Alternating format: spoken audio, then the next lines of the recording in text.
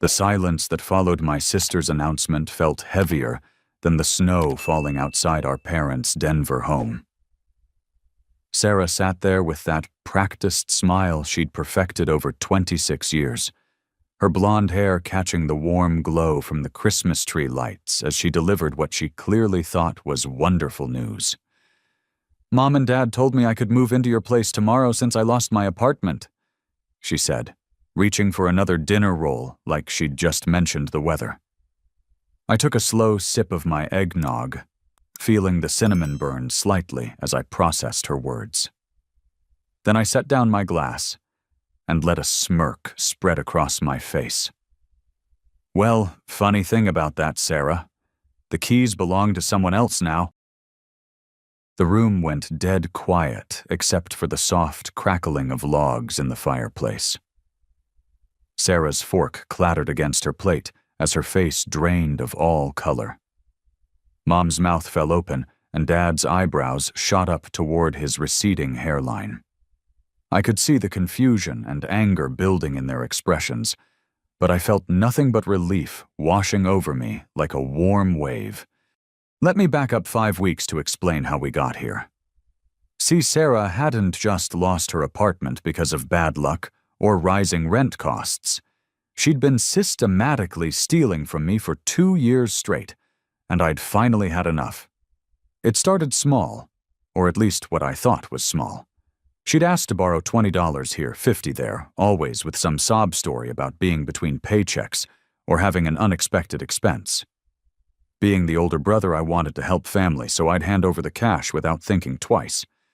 But Sarah had bigger plans than small-time borrowing. While living rent-free in our parents' basement, she'd somehow gotten hold of my credit card information. I'm still not entirely sure how, but I suspect it happened during one of her visits to my house, when I wasn't paying attention. She started with small purchases, things I might not notice right away.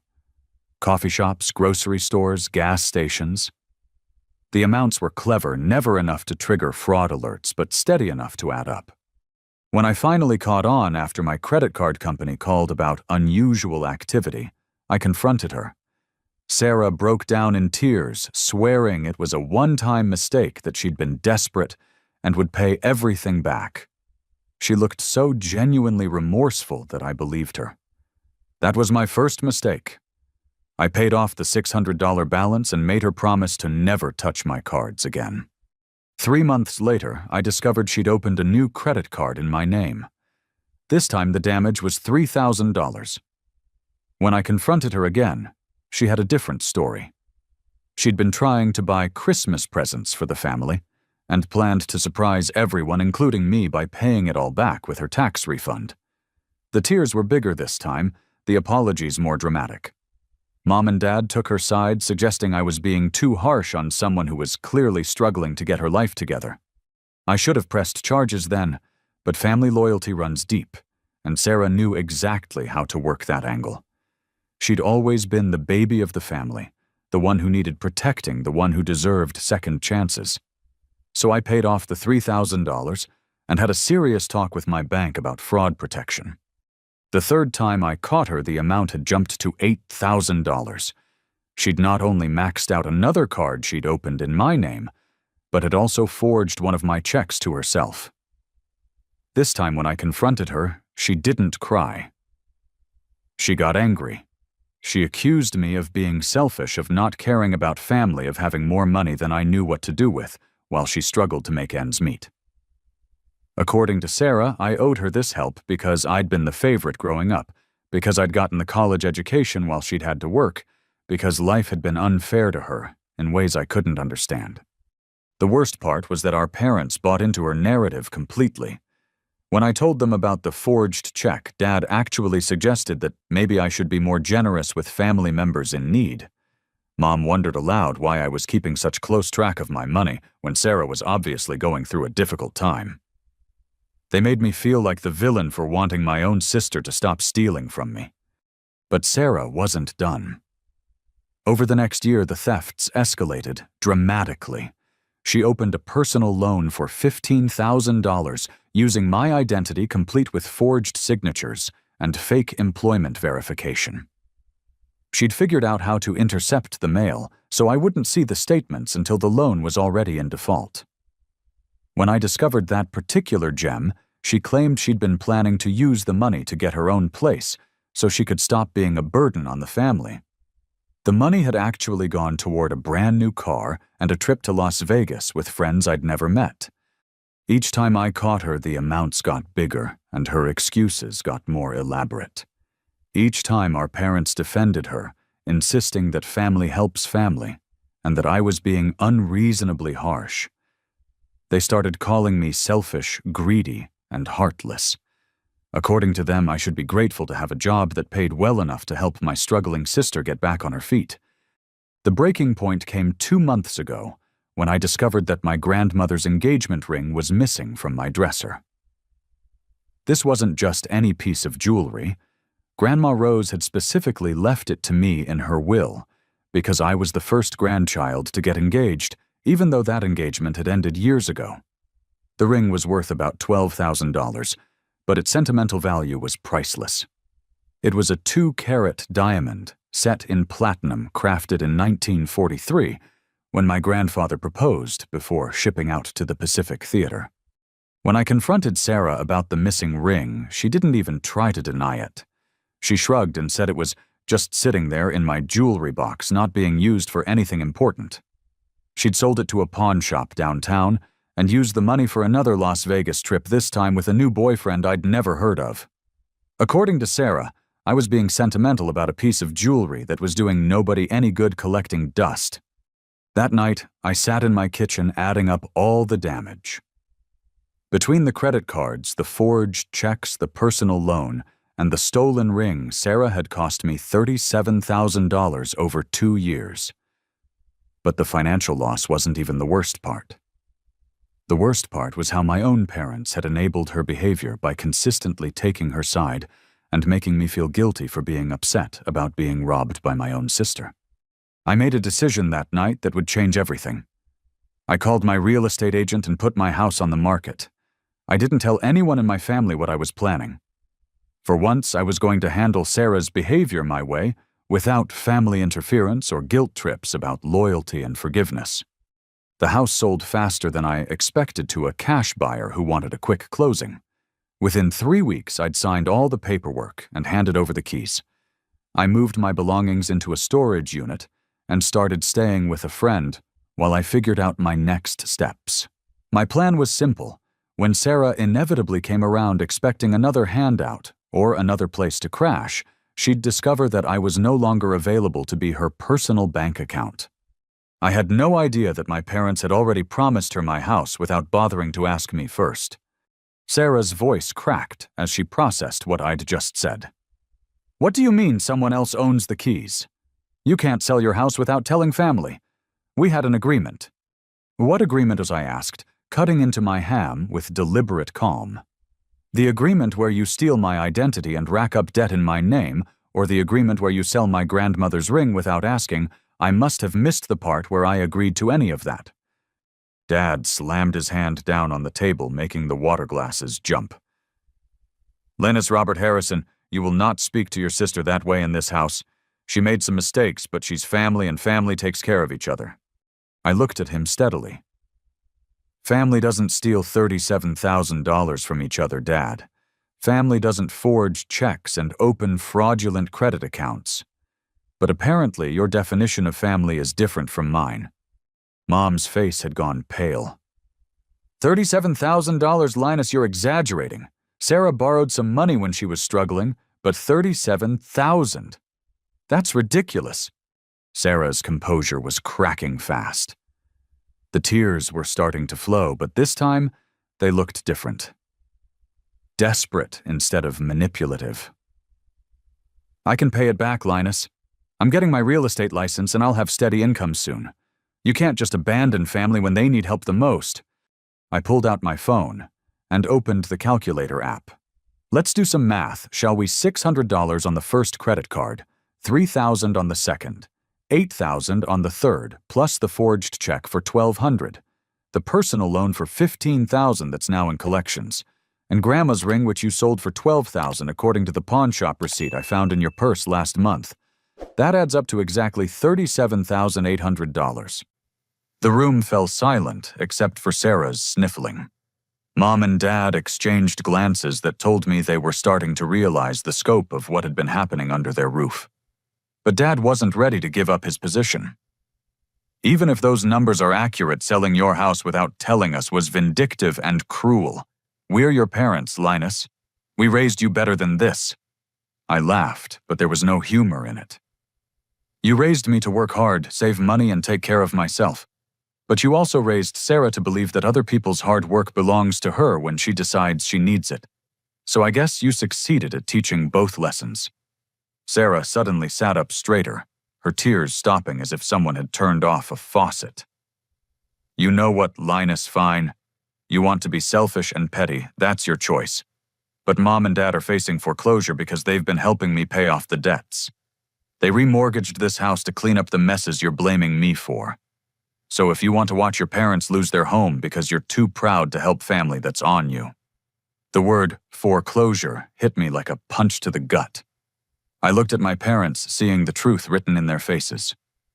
Dad's shoulders sagged, and Mom wouldn't meet my eyes. Is that true? I asked quietly. Dad nodded slowly. We took out a second mortgage 6 months ago. We thought if we helped Sarah get caught up on everything, she could start fresh, and everyone could move forward. The payments are more than we can handle on my retirement income. I felt the familiar weight of family guilt settling on my shoulders. But this time something was different. Instead of caving to the pressure, I felt my resolve hardening. So let me understand this correctly. Sarah steals almost $40,000 from me. You two mortgage your house to cover her debts instead of making her face consequences. And now I'm supposed to fix everything by letting her live in my house rent-free while she gets back on her feet. For the 100th time. Mom finally looked at me, her eyes pleading. She's your sister, Linus. She needs help, and you're the only one who can provide it now. I stood up from the table feeling calmer than I'd felt in months. Here's the thing, Mom. I did help her. I helped her for 2 years straight while she robbed me blind. I helped her even when she stole Grandma's ring, which meant more to me than money ever could.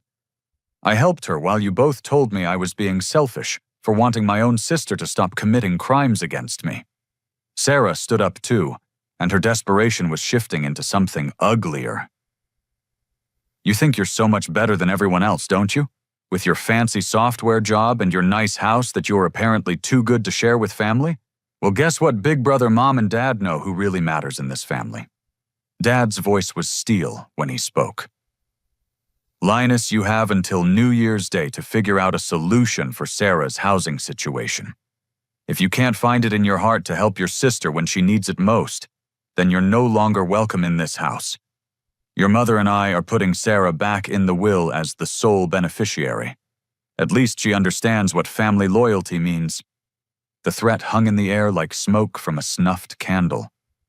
I looked around the table at the 3 people who were supposed to love and support me unconditionally.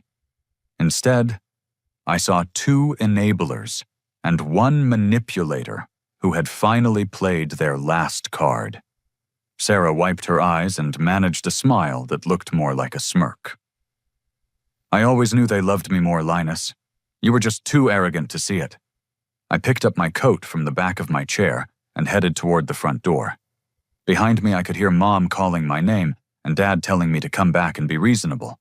But I was done being reasonable with unreasonable people. As I reached for the doorknob, I turned back one last time. You know what the funny thing is? I really did sell the house 5 weeks ago. But I never said I was abandoning family. I just finally learned the difference between family and people who happen to share your DNA. I walked out into the cold December night, leaving behind the sound of Sarah's victory celebration and my parents' confused voices asking each other what I'd meant by that last comment. They'd find out soon enough. 20 minutes later, I pulled into the driveway of my old house on Maple Street. The Christmas lights I'd hung along the gutters were still twinkling, casting red and green patterns across the snow-covered lawn. But something was different. There were moving boxes stacked on the porch, and warm light glowed from every window. I used my key to open the front door, calling out as I stepped inside. "Emma, you here?" In the kitchen came the reply that made my chest tighten with relief. Emma Chen stood at the kitchen island, wrapping coffee mugs in newspaper and placing them carefully in a box labeled Kitchen Essentials. Her dark hair was pulled back in a messy bun, and she wore the oversized sweater I'd bought her for her birthday last month. When she looked up and saw my face, her expression immediately shifted to concern. "How bad was it?" she asked, setting down the mug she'd been wrapping. I pulled her into my arms, breathing in the familiar scent of her vanilla shampoo. "About as bad as we expected. Maybe worse. They threatened to cut me out of the will and told me I'm not welcome in their house anymore." Emma pulled back to look at me. "I'm sorry, Linus. I know you were hoping they'd finally see reason." "Actually, I'm relieved," I said, and realized I meant it. For the first time in 2 years, I don't have to pretend that Sarah's behavior is normal or acceptable. I don't have to feel guilty for being upset about being robbed. I can just move forward. Emma smiled the kind of smile that had made me fall in love with her all over again when she'd moved back from Portland 6 months ago. We'd dated for 3 years before she'd gotten the nursing practitioner job in Oregon. The breakup had been mutual, but painful both of us, knowing that long-distance relationships rarely worked, but hoping we'd find our way back to each other someday. When Emma returned to Denver in June, she'd called me out of the blue to suggest coffee. She'd saved enough money from her Portland salary to make a down payment on a house, and she was looking for investment properties in neighborhoods she knew well.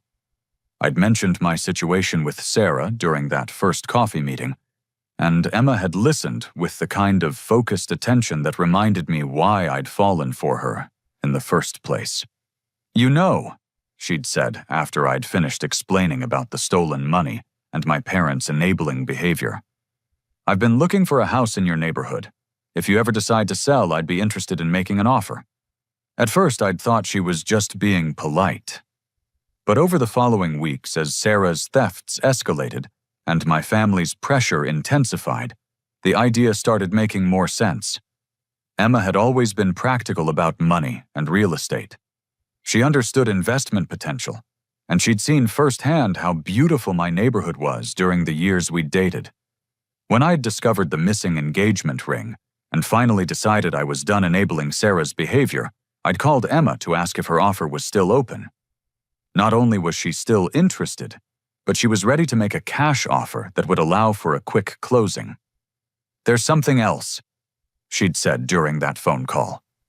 "I've been documenting everything you've told me about Sarah's financial crimes. I have a friend who works in financial investigations, and she thinks there might be grounds for criminal charges if you decide to go that route."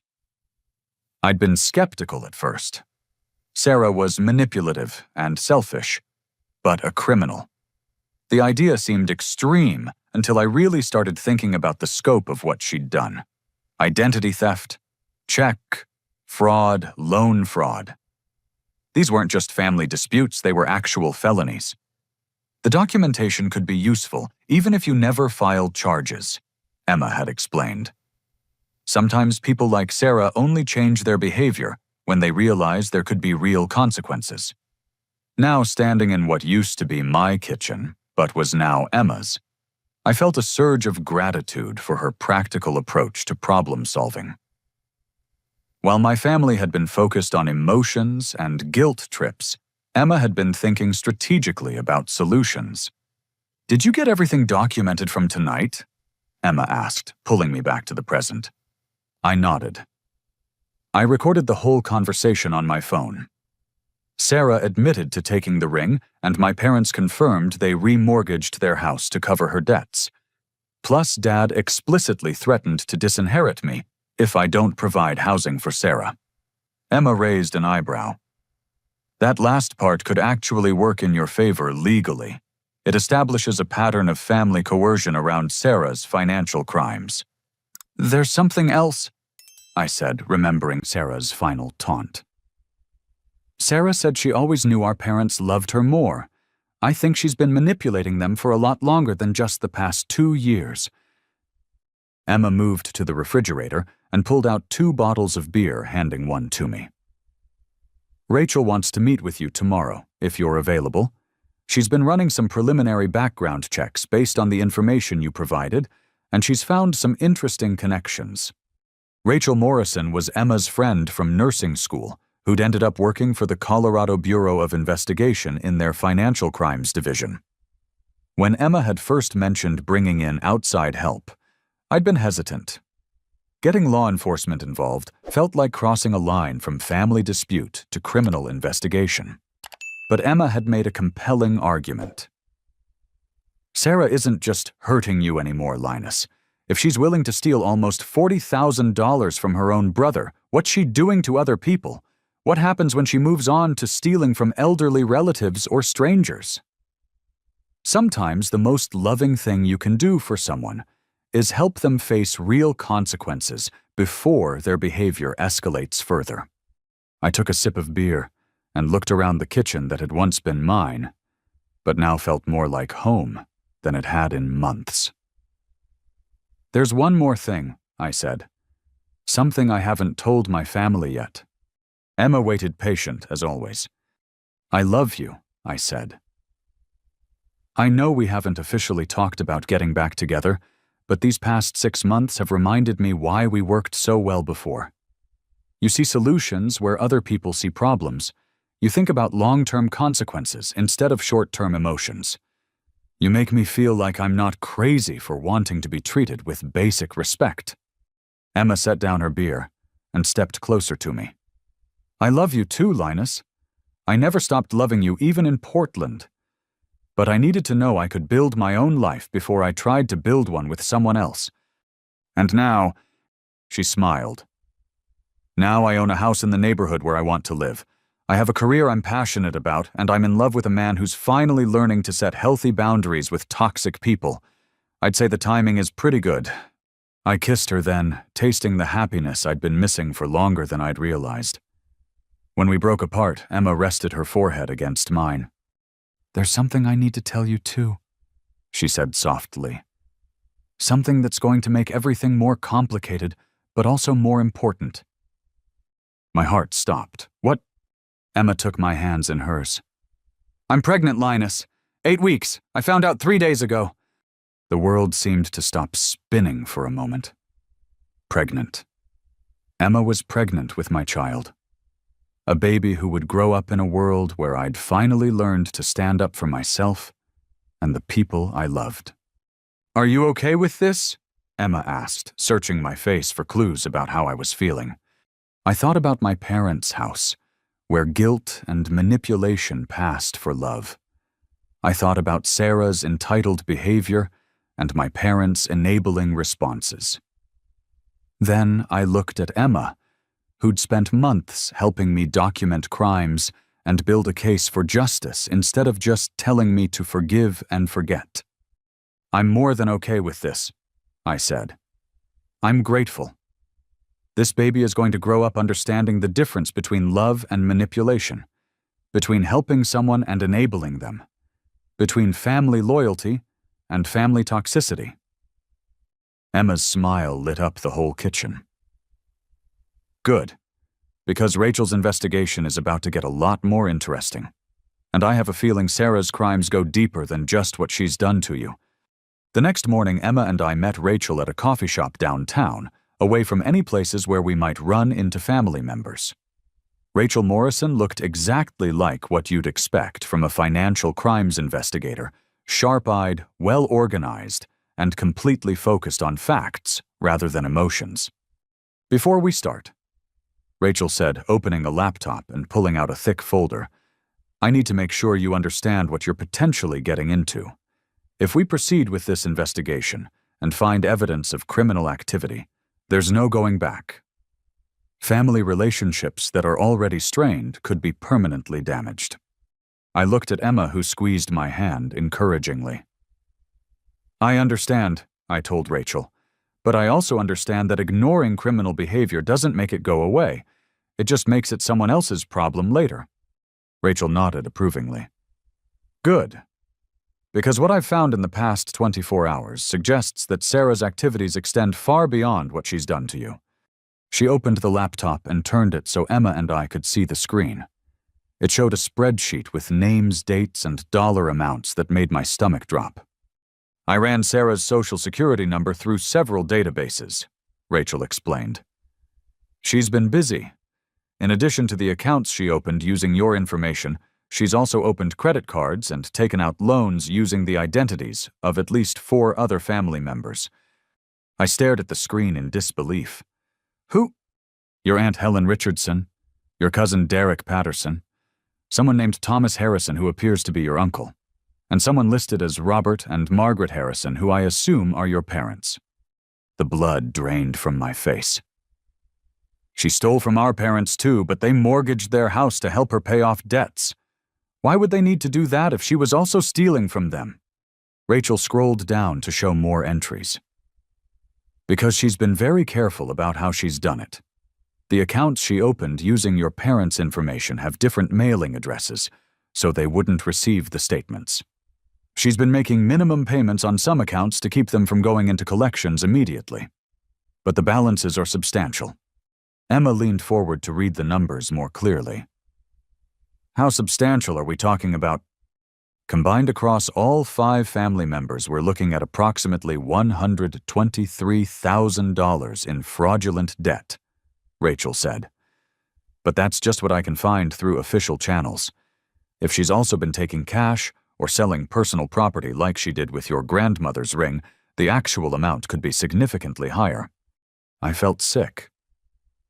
Aunt Helen is 74 years old and lives on Social Security. Uncle Thomas is a retired teacher. They can't afford this kind of debt. Which brings us to the next issue, Rachel continued. Sarah hasn't been working alone.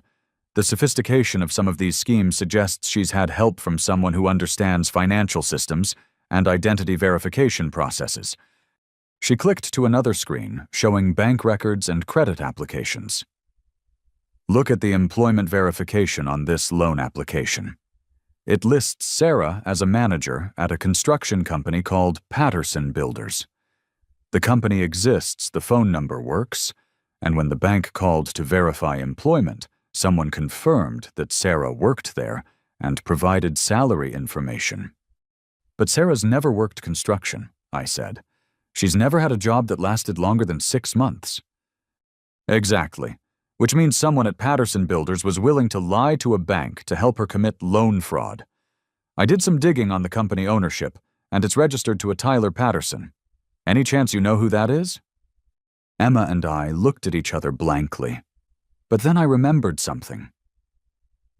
Sarah mentioned going to Las Vegas with a new boyfriend I'd never heard of. She didn't give me his name, but if he owns a construction company, that could be how they met.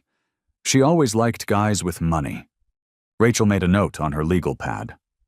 I'll need to do more research on Tyler Patterson and his company, but the preliminary information suggests he's been helping Sarah with identity theft and loan fraud for at least 6 months. The scope of what Rachel was describing felt overwhelming. So what you're saying is that my sister is basically running a criminal enterprise.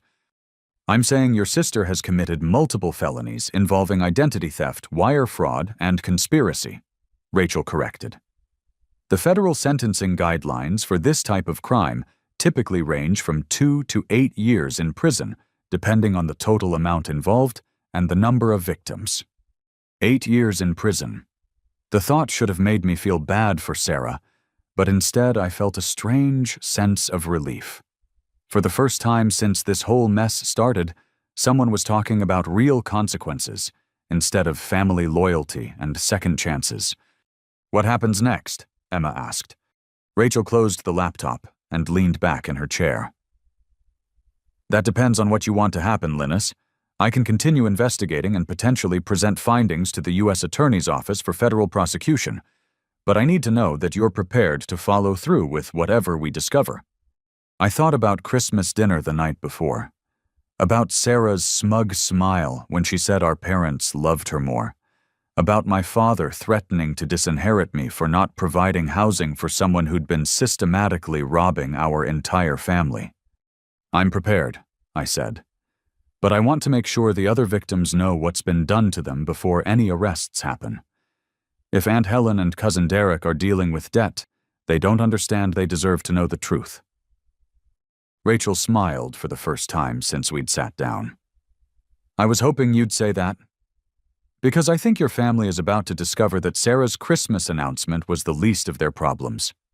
She pulled a business card from her wallet and slid it across the table.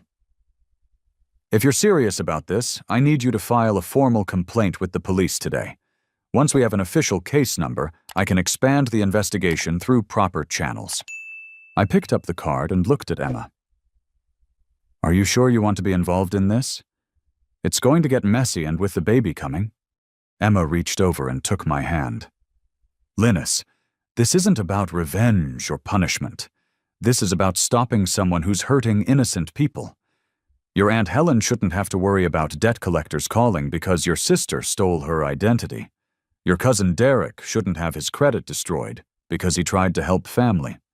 Sometimes protecting the people you love means holding the people who hurt them accountable." I squeezed her hand, feeling more grateful than ever that she'd come back into my life. "Okay, let's do it."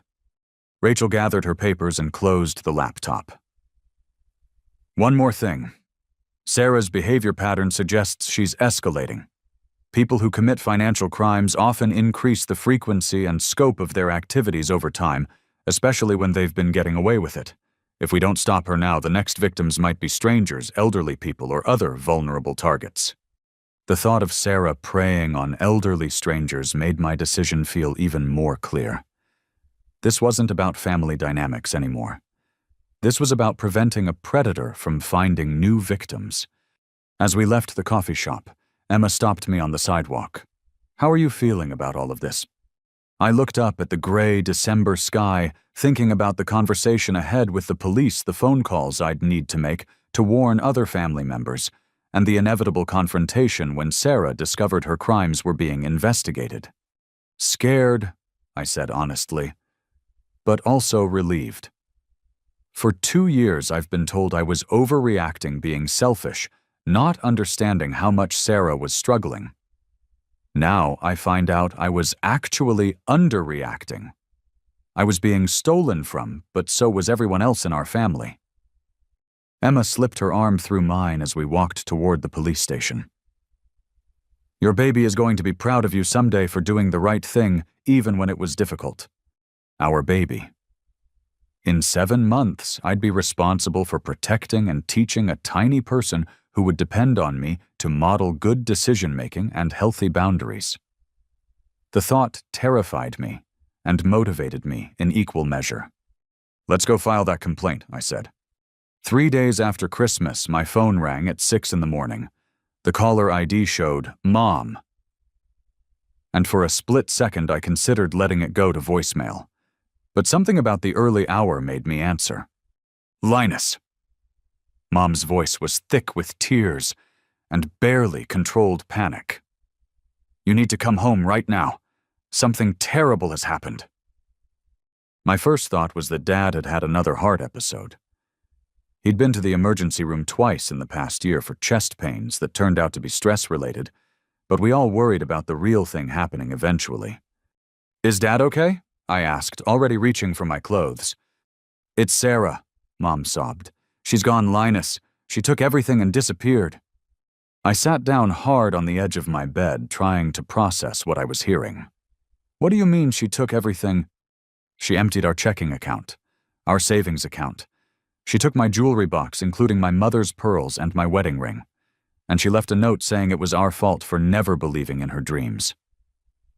The irony was so thick I almost choked on it. Sarah had been stealing from my parents for months, while they defended her behavior to me, and now she'd graduated to robbing them directly. "How much money are we talking about, Mom?" $43,000, she whispered.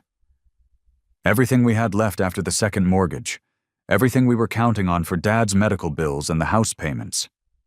I closed my eyes, feeling the weight of family crisis settling on my shoulders, even though I'd tried to distance myself from it. "Where is she now?" "We don't know. Her room is empty. Her car is gone. She didn't answer her phone all yesterday, so we went to check on her this morning and found the note. Mom's voice broke completely. Your father is in the hospital, Linus. The stress gave him chest pains again, but this time they're keeping him for observation. Guilt hit me like a physical blow. Whatever Sarah had done, Dad was still my father, and he was in the hospital partially because of stress I could have helped prevent. Which hospital? Presbyterian St. Joseph. He's in the cardiac unit. Mom took a shaky breath. Linus, I know we said some terrible things on Christmas. I know you're angry with us, but we need your help. I don't know what to do. 20 minutes later, I was driving toward the hospital with Emma in the passenger seat. She'd insisted on coming partly for moral support, and partly because she wanted to see my father's condition for herself. You know this doesn't change anything about pressing charges against Sarah, right? Emma said gently, as we pulled into the hospital parking garage. I know. If anything, this proves that Rachel was right about her escalating behavior. Taking money directly from our parents' accounts isn't desperation anymore. It's calculated theft. We found Mom in the cardiac unit waiting room looking older than I'd ever seen her. Her gray hair was uncombed. She wasn't wearing makeup, and her clothes looked like she'd slept in them. When she saw us, she stood up and walked toward me with her arms outstretched. Thank you for coming, she said, hugging me tighter than she had in years. I know we don't deserve your help after what we said, but I didn't know who else to call. How is he? I asked. Stable. The doctor thinks it's another stress episode, but they want to run tests to make sure there wasn't any actual heart damage. Mom wiped her eyes with a tissue that looked like it had been used multiple times. Linus, we were wrong about Sarah. We've been wrong for a long time. Emma stepped forward and introduced herself politely. Mom looked confused for a moment, probably trying to remember if she'd met Emma before. But then recognition dawned. You're the nurse who used to date Linus, Mom said. I remember you from that barbecue a few years ago. Nurse practitioner now, Emma corrected gently. And we're back together. Mom looked between us, and I could see her trying to process this information along with everything else that was happening. Back together. Actually, Mom, there's something else we need to tell you. Emma's pregnant.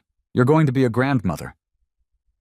Under normal circumstances, this would have been happy news worth celebrating. But given the timing and location, Mom just stared at us for a long moment before fresh tears started flowing. A grandchild, she said softly. Something good in the middle of all this mess. Just then, my phone buzzed with a text message. Then another. Then a third. I looked at the screen and felt my stomach drop. Who's texting you? Emma asked, noticing my expression. Aunt Helen? Cousin Derek? Uncle Thomas? I showed her the phone. They're all saying the same thing. Debt collectors are calling about accounts they didn't open. Mom looked stricken. What does that mean? I exchanged glances with Emma, who nodded slightly. It was time to tell Mom about the investigation, even though the timing couldn't have been worse. Mom, sit down. There's something you need to know about Sarah's activities. Over the next 20 minutes, I explained everything Rachel had discovered. The fraudulent accounts opened in multiple family members' names. The fake employment verification. The systematic pattern of identity theft that had been going on for months. Mom listened in stunned silence, occasionally asking clarifying questions, but mostly just absorbing the scope of what Sarah had done to our family. So when she said she was struggling and needed help, Mom said slowly, she was actually stealing from all of us the entire time. Not just stealing, Mom. She was committing federal crimes. Identity theft, wire fraud, conspiracy, the kind of crimes that carry prison sentences. Mom buried her face in her hands. We enabled this. We told you to be more understanding, more generous, more forgiving. We made you feel guilty for being upset about being robbed. And the whole time she was robbing us too. You couldn't have known, Emma said kindly. People like Sarah are very good at manipulation. They know exactly how to exploit family loyalty and guilt to avoid consequences. My phone rang and Uncle Thomas's name appeared on the screen. I answered immediately. "Linus, thank God," came his familiar voice. "I've been getting calls from collection agencies about a motorcycle loan for $22,000. I haven't bought a motorcycle since I was 25 years old. What the hell is going on?" "Uncle Thomas, where are you right now?" "At home." "Why?" "Don't sign anything, don't pay anything, and don't give any personal information to anyone who calls. We need to talk, but not over the phone. Can you meet us at Presbyterian St. Joseph Hospital Dad's in the cardiac unit, and we're dealing with a family emergency." "Jesus, is Robert okay?" "He will be. But there's something you need to know about Sarah." After I hung up, Emma squeezed my hand. "How many more family members do you think are affected?" "Based on what Rachel found, probably all of them. Sarah's had access to family gatherings, family addresses, family social security numbers. She could have been collecting information for months." Mom looked up from her hands. "I need to see the note she left." "What note?" "The one she left in her room. I was so upset this morning that I just grabbed it and stuffed it in my purse." Mom dug through her bag and pulled out a crumpled piece of paper. "Maybe it will help you understand what she was thinking." I unfolded the paper and read Sarah's final message to our family. "I'm sorry it came to this, but you never believed in my dreams or understood how hard it is to start over when everyone expects you to fail. I tried to make things work here, but Linus turned you against me and made it impossible for me to succeed. The money I took was for a fresh start somewhere that people don't judge me for my mistakes. Don't try to find me. I need to build a life where I can be proud of myself instead of always disappointing everyone. Maybe someday you'll understand that I was just trying to survive in a family that never really accepted me. I love you all, but I can't keep living in Linus's shadow." I read the note twice, feeling a mixture of anger and sadness. Even in her final message, Sarah was positioning herself as the victim and me as the villain. She was taking $43,000 from our parents and calling it survival. She was abandoning a family in crisis and calling it personal growth. "She's not taking responsibility for anything," I said, handing the note to Emma. "Even now she's blaming everyone else for her choices." Emma read the note and shook her head. "This actually helps your case, Linus. She's admitting to taking money and indicating that she's fleeing to avoid consequences. If Rachel can present this to a prosecutor, it shows consciousness of guilt." My phone buzzed again. This time it was Cousin Derek calling. "Linus, I need help. I'm getting calls about a credit card with an $8,000 balance that I never applied for. The collection agency says they're going to garnish my wages if I don't pay immediately." "Derek, don't pay anything. We're at Presbyterian St. Joseph Hospital dealing with a family emergency, but we need to talk to you about Sarah. Can you come here?" "Sarah? What does Sarah have to do with credit cards in my name?" "Everything. I'll explain when you get here." As I hung up, Mom looked at me with an expression I'd never seen before. It was a mixture of shame, determination, and something that might have been respect. "What do we do now?" she asked. I looked at Emma, who gave me an encouraging nod. "Now we call the police and file formal complaints. All of us. Sarah isn't just a troubled family member anymore, Mom. She's a criminal who's been systematically victimizing the people who love her. And if we don't stop her, she's going to do this to other families." For the first time in 2 years, my mother nodded in agreement with something I'd said about Sarah. "Okay," she said quietly. "Tell me what you need me to do." Over the next week, our family went through a crash course in filing police reports, disputing fraudulent accounts, and working with financial crimes investigators. Rachel had been right about everything. As more family members came forward with evidence of identity theft, the total amount of Sarah's crimes climbed toward $200,000. But Sarah seemed to have vanished completely. Her cell phone went straight to voicemail. Her social media accounts were deactivated. The address she'd been using for some of the fraudulent accounts turned out to be a mailbox service that required no identification to rent. "She's had this planned for a while," Rachel told us during a meeting at the police station. "People don't just disappear overnight without preparation. She's been setting up her exit strategy for months. Dad had been released from the hospital after 2 days, and the doctor confirmed that his chest pains were stress-related rather than cardiac damage. But the experience had shaken him deeply. For the first time in his life, he was seeing Sarah's behavior clearly instead of through the lens of parental protection. I keep thinking about all the times she came to us with stories about Linus being unreasonable, he told me one evening as we sat in his living room. She made us believe you were the problem, and we fell for it completely. Dad, you were trying to help someone you thought was struggling. There's nothing wrong with wanting to support your child. But there's something wrong with supporting criminal behavior, he said firmly. And that's what we were doing. We weren't helping Sarah grow and learn from her mistakes. We were enabling her to keep making bigger and bigger mistakes. On New Year's Day, exactly a week after Sarah's disappearance, Rachel called with news. We found her, she said. She's at the Tijuana border crossing trying to enter Mexico with a fake passport. Emma and I were at my parents' house, helping them sort through financial documents and insurance claims. When I told them about Rachel's call, Mom actually looked relieved. Thank God, she said. I've been so worried she was going to hurt herself or get hurt by someone else. 3 hours later, Rachel called back with an update. She's in federal custody, and Linus, this is bigger than we thought. How much bigger? Sarah wasn't just stealing from your family. The fake passport was one of 6 different identities she was carrying. She had cash totaling just over $200,000 plus jewelry and electronics that appear to be stolen from multiple sources. And she wasn't alone. My stomach dropped. Tyler Patterson was with her. He's also in custody and he's already started talking. Apparently, Sarah's been using the construction company as a front for a much larger operation. They've been targeting elderly people across Colorado and Wyoming, using family connections to gather personal information for identity theft. Emma grabbed my hand. How many victims? We're still counting, but the preliminary estimate is over 30 people. Sarah would identify potential targets through social media family connections or community events. Tyler would verify employment for loan applications and provide fake business references. They've been running this operation for at least 18 months. The scope of what Rachel was describing felt overwhelming.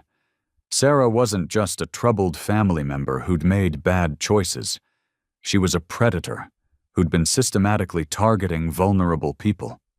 What happens now? I asked. Federal arraignment is tomorrow morning.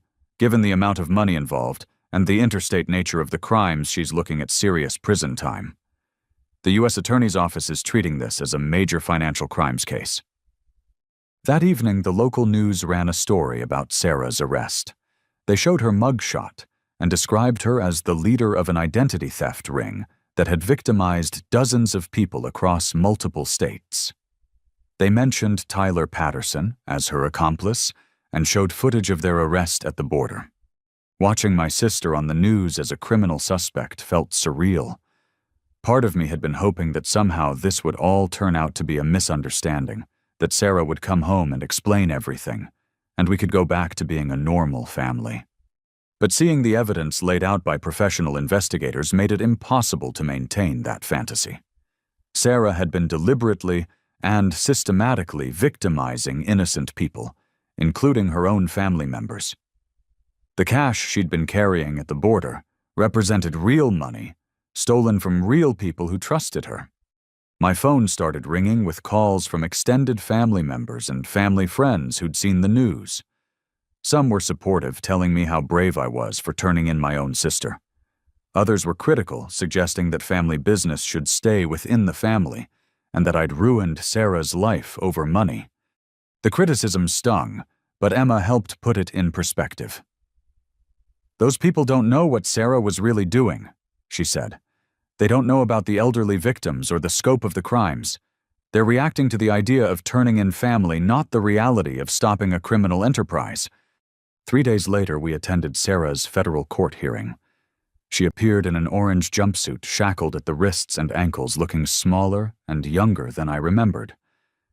When she saw our family in the courtroom, her expression shifted from defiance to something that might have been shame. The prosecutor outlined the charges: 18 counts of identity theft, 12 counts of wire fraud, conspiracy to commit fraud, and crossing state lines with the proceeds of criminal activity. If convicted on all counts, Sarah faced up to 25 years in federal prison. Tyler Patterson's hearing was scheduled for the same day. Unlike Sarah, he had accepted a plea deal in exchange for testifying against her and providing information about their victims. His cooperation had helped investigators identify dozens of people who didn't even know they'd been targeted. When the judge asked Sarah how she pleaded, she looked directly at me before answering. "Not guilty," she said quietly. After the hearing, Mom and Dad were quiet during the drive home. Finally, Dad spoke up. "She looked right at you when she entered her plea," he said, "like she was blaming you for being here." "She probably is blaming me," I replied. "Sarah's never taken responsibility for her choices. Why would she start now?" "But you did the right thing," Mom said firmly. "I know it doesn't feel good, and I know it's going to be hard to live with. But you did the right thing." That night, Emma and I sat in our kitchen talking about the future. In 5 months, we'd be parents. Our child would grow up knowing that sometimes the right choice is also the hardest choice, and that protecting innocent people matters more than maintaining comfortable relationships. "Are you okay?" Emma asked, noticing that I'd been quiet for a while. "I keep thinking about something Rachel said, about how financial criminals usually escalate over time. If we hadn't stopped Sarah now, how many more people would she have hurt?" Emma rubbed her growing belly thoughtfully. "Your baby is going to be proud of you someday for choosing justice over family loyalty. That's a lesson worth learning early." I reached over and put my hand on her stomach, feeling the slight roundness that would be our daughter in a few months. I want her to understand that real love means holding people accountable when they hurt others. That helping someone sometimes means refusing to enable their worst behavior. "She will," Emma said confidently, "because you're going to teach her by example." 2 weeks later, Rachel called with Sarah's final sentencing information. She had accepted a plea deal for 8 years in federal prison and full restitution to all victims. Tyler Patterson received 5 years for his cooperation. The money our family had lost would be recovered through asset forfeiture and insurance claims. Aunt Helen's retirement savings would be restored. Cousin Derek's credit would be repaired. Uncle Thomas wouldn't have to worry about motorcycle loans he'd never taken. But more importantly, 37 elderly strangers across Colorado and Wyoming wouldn't have to worry about Sarah targeting them for future crimes. Justice had been served. 6 months later, I stood in the delivery room at Presbyterian St. Joseph Hospital, holding my daughter Grace for the first time. She was perfect tiny fingers, dark hair like Emma's, and eyes that seemed to look right through me with an old soul's wisdom. Emma was exhausted but glowing, still catching her breath from 8 hours of labor. "She's beautiful," she whispered, reaching up to touch Grace's cheek. "She's perfect." I agreed, feeling a love so fierce it took my breath away. This tiny person would never have to wonder if her family would protect her or exploit her. She'd grow up understanding that love means wanting the best for someone, even when that means setting difficult boundaries. Mom and Dad arrived an hour later, bringing flowers and tears of joy. Dad held Grace with the gentle confidence of someone who'd raised 2 children before, but his expression was different this time. More grateful, more aware of how precious these moments were. "She looks like you did as a baby," Mom said, stroking Grace's tiny hand. Same serious expression, like she's already thinking deep thoughts. Over the past 6 months, my relationship with my parents had slowly healed. They'd started therapy to address their enabling patterns and had made genuine efforts to understand how their behavior had affected both Sarah and me. Dad had even written me a letter, apologizing for threatening to disinherit me and acknowledging that I'd been trying to protect the family from someone who was hurting all of us. The legal proceedings with Sarah had concluded 3 months earlier. She was serving her sentence at a federal facility in Oklahoma, and according to the prison counselor, she was finally participating in therapy programs designed to help inmates understand the impact of their crimes on victims. Tyler Patterson had been released after 18 months and was working construction again, this time legitimately. He'd written letters of apology to all the victims he could identify and was making monthly restitution payments as part of his probation agreement.